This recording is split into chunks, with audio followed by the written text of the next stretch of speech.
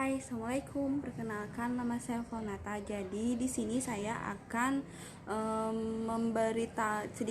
memberikan sedikit pengetahuan tentang apa saja sih data yang perlu kita kaji pada saat kita akan melakukan pemeriksaan subjektif pada bayi, atau apa saja sih data-data yang kita perlukan pada saat kita melakukan pengkajian pada bayi. Nah, yang pertama itu bisa dengan sebelum menemui pasien itu bisa dengan membaca basmalah terlebih dahulu ya, beri salam atau menyapa. Misalnya untuk pasien beragama muslim bisa dengan assalamualaikum begitu. Nah, kemudian memperkenalkan diri dan menjaga privasi. Nah, menjaga privasi ini maksudnya bisa dengan kita ketika pasien datang masuk itu ke ruangan begitu kan, kita bisa menutup pintu. Nah, untuk menjaga privasi dari pasien tersebut. Kemudian yang kedua itu menyampaikan maksud dan tujuan. Nah, maksud dan tujuannya itu maksudnya kita melakukan pengkajian dan mengumpulkan data itu kan untuk secara subjektif melalui wawancara atau anamnesa. Nah, jadi itu tujuannya itu agar kita dapat mengidentifikasi masalah yang terjadi dan sebagai dasar dalam untuk menentukan diagnosis. Nah, tujuannya itu, atau kita bisa menyampaikan tujuan lain dari kita melakukan data subjektif itu apa saja. Contohnya itu bisa dengan kita menanyakan nama pada bayi begitu, untuk memberi data atau identitas begitu. Kemudian ada menyampaikan prosedur yang akan dilakukan. Nah, apa-apa saja prosedur yang mau kita tanya, misalnya itu kan ada identitas, alamat, dan lain-lain. Nah, alat-alat yang perlu kita siapkan sebelum kita melakukan mengkaji data subjektif itu bisa menggunakan buku atau pulpen begitu untuk mengumpulkan data subjektifnya itu. Nah, yang pertama itu bisa kita dengan menanyakan nama bayi. Nah, nama bayinya ibu itu siapa ya? Kemudian umur bayi atau tanggal lahir bayi, jenis kelamin. Kemudian jangan lupa untuk menuliskan tanggal pemeriksaan ya. Nah, kapan kita melakukan pemeriksaan itu, jam berapa.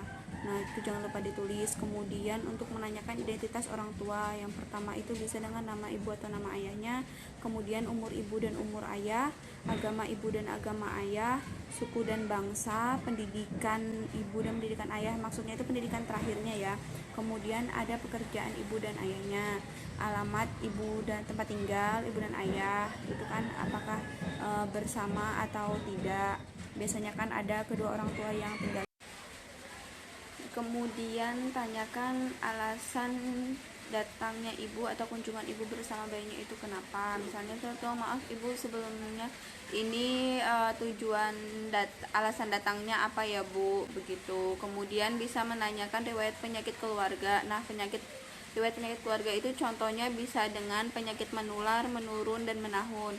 Nah, contohnya ada penyakit menularnya itu ada HIV, AIDS, dan hepatitis. Nah, kemudian untuk penyakit menurunnya itu ada DM, ada epilepsi.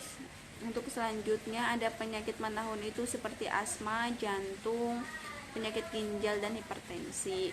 Kemudian penyakit kelamin. Nah, RH atau imunisasi dan riwayat abortus. Nah, sebelum misalnya menanya riwayatnya itu ibu melahirkan pernah abortus atau tidak ya gitu, atau pernah keguguran atau tidak ya.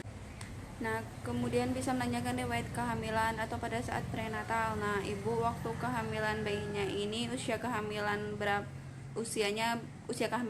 ya ibu. Kemudian untuk ANC-nya itu melakukan pemeriksaan itu berapa kali ya ibu selama pada masa kehamilan itu. Kemudian tempat melakukan pemeriksaan di mana, entah itu di rumah sakit atau di bidan. Nah, ibu waktu hamil itu apakah pernah imunisasi TT atau tidak bu. Nah, imunisasi TT-nya itu berapa kali. Kemudian ada menanyakan kenaikan berat badan saat hamil. Nah, sebelum hamil berat badannya berapa. Kemudian selama masa kehamilan ibu ada menderita perdarahan atau tidak, preeklamsi atau tidak, itu tekanan darahnya itu normal atau tidak. Kemudian ada penyakit gastrointestinal diabetes atau tidak, ada kelainan keturunan atau tidak Bu selama masa kehamilan itu. Kemudian ada infeksi-infeksi tidak ya Ibu, begitu. Selanjutnya ada menanyakan riwayat persalinan. Nah, riwayat persalinan itu seperti tanggal lahir bayinya, jenis kelaminnya, lama persalinan kala 1 dan kala 2-nya, dari pertama pembukaan sampai dengan bayi lahirnya itu berapa lama, begitu. Kemudian ada penolongnya itu siapa, melahirnya itu di mana, berat bayi baru lahirnya itu berapa, panjang bayi baru lahirnya itu berapa, kemudian komplikasi yang terjadi itu apa, pecah ketubannya jam berapa, ada tidak penggunaan obat pada masa persalinan, begitu.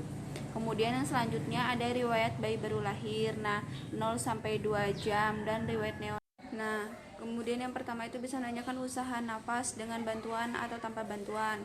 Kemudian ada Apgar skornya, kriterianya itu ada 1 menit pertama, kemudian 5 menit, kemudian 10 menit.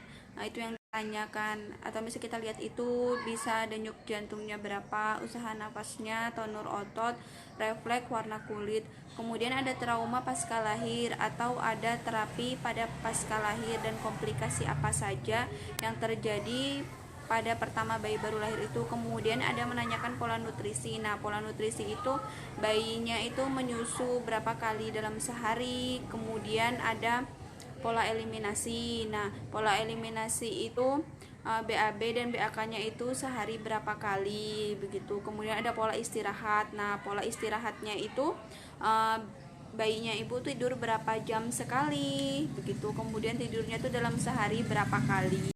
Nah, frekuensinya itu berapa lama setiap tidur itu. Nah, setelah itu jangan lupa untuk membaca hamdalah dan menyampaikan terima kasih kepada pasien. Kemudian melakukan pendokumentasian. Terima kasih.